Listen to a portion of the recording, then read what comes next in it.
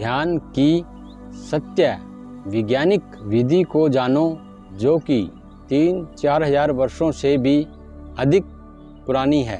इस विधि के अनुसार यदि ध्यान होता तो आज का मानव वर्ग अज्ञान, अंधविश्वास, असंतुष्टि, अशांति और दुष्विकारों से भरा हुआ नहीं होता और अपने ही प्राकृतिक साधनों को इस प्रकार से विनाश नहीं करता। ध्यान संपूर्ण विश्व को समस्त संकटों, समस्याओं से सरलता से बचा सकता है, परंतु ध्यान करने की विधि सत्य हो, वैज्ञानिक हो। ध्यान हजारों प्रकार का है।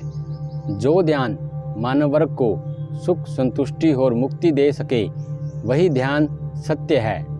सत्य ध्यान के द्वारा मानव कामनाओं, दुष्विकारों, दुर्गुणों से मुक्ति पा लेता है।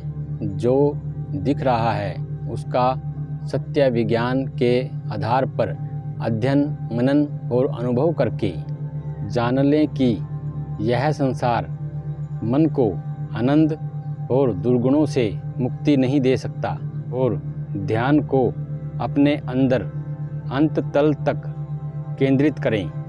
निरंतर ध्यान करने से मन की सत्यागुणी शक्तियाँ जागृत हो जाती हैं, जिससे कि मन इस सृष्टि में सब कुछ प्राप्त कर लेता है। ध्यान करने वाले साधक भी यदि मानवता, प्रकृति, विज्ञान और सत्य के विरुद्ध जीवन जीते हैं, अज्ञान और अंधविश्वास, असत्य में जीवन जीते हैं, तो उनका ध्यान हुआ ही नहीं।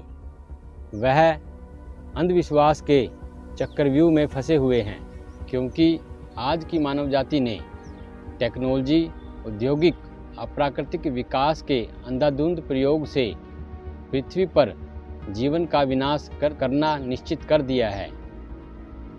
पर्यावरण को पूर्ण रूप से बदल दिया है। यदि संपूर्ण मानव जाति सत्य का ध्यान करती तो पृथ्वी पर सत्य का युग होता और सभी मानव ऊर्जावान, सत्यवान, शांत, संतुष्ट, यशस्वी और तेजस्वी होते।